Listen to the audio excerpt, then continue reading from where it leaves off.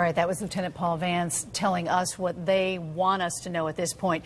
We're going to bring in Peter Valentin, who's with the state police for some 10 years. You just said to me a lot of your former colleagues are on the ground now at that school. Yes, I used to be with the Western District Major Crime Squad, and from what I understand from hearing Lieutenant Vance just now, that's the unit that's primarily responsible for investigating the scene. What happens when you arrive at an active scene like that?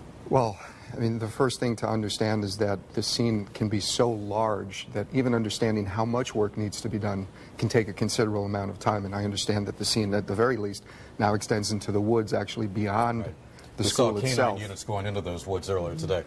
Right, and so that, I mean, that creates the first problem is that, well, how far out do we go to look for evidence? And you can imagine that this, and I think Lieutenant Vance mentioned this as well, this will most likely take more than just the weekend, and this will extend into the beginning of next week, because at the end of this, we have lots of questions that we need to answer. Of course, we'll never be satisfied with what the answers actually are, but in order to address all of the questions that will come out in the days, months, and years from now, truly, we need to be as comprehensive and broad-minded as possible.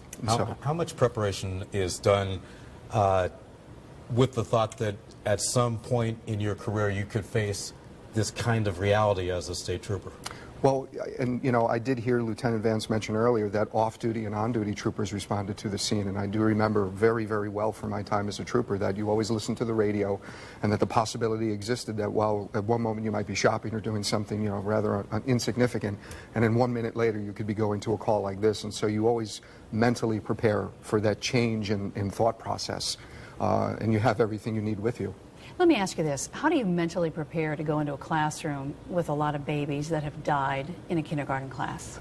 Frankly, Ann, it's not possible. I've seen dead children, I've seen families, you know, in being a crime scene investigator, which is what I was, I've seen all sorts of things that I care not to remember.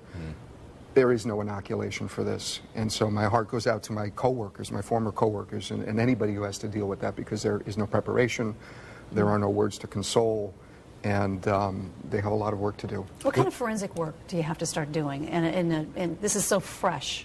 Well, part of what you need to do is understand what is it I'm looking for, right? You certainly won't find it if you don't know what you're looking for, and certainly there are things that are simple to think about. We're looking for guns, we're looking for cartridge cases and spent bullets and things like that.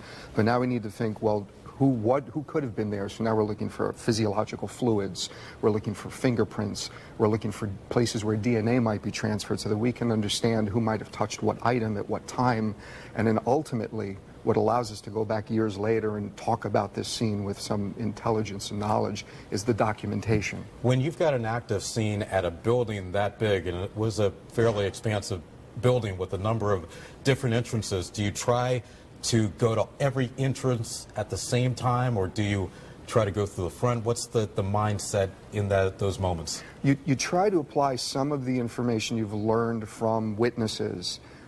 Did you know which way the person entered? And that might help you begin to triage that otherwise really enormous task. But sometimes you have to be careful to actually independently evaluate everything that you're looking at, because witnesses might have imperfect recollections of events, and so you don't want to simply rely on them. And I would imagine in this school there might be some surveillance footage that might be of some assistance in helping the detectives focus in particular areas. I'm not sure I ever want to see that. Me neither. Yeah. Is there a state law, I'm sorry, Ann, sure, about the security measures that you know of that all elementary schools need to adhere to? I mean, we aren't aware or have not been told how easy it was or how difficult it was for this shooter to get inside Sandy Hook Elementary School. Are there laws?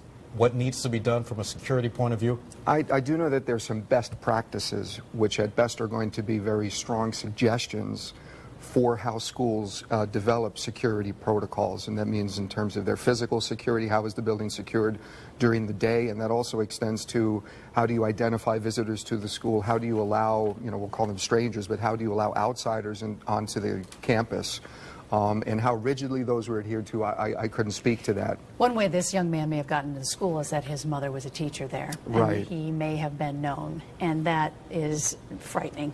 And you bring me to my next point, is that, you know, what will happen from this point forward is, unfortunately, we will become very, very mindful of the security protocols that exist, not only in schools, but in other public facilities. But we should be mindful anyway. We should be, but we do know that complacency is what allows things like this to happen. We become comfortable with the people that we see on a routine basis. Because this takes away more and more of our freedoms. Right. When you have situations like this. Right. And right now we'll be fine with those changes in protocol, but over time, sure, we'll regress.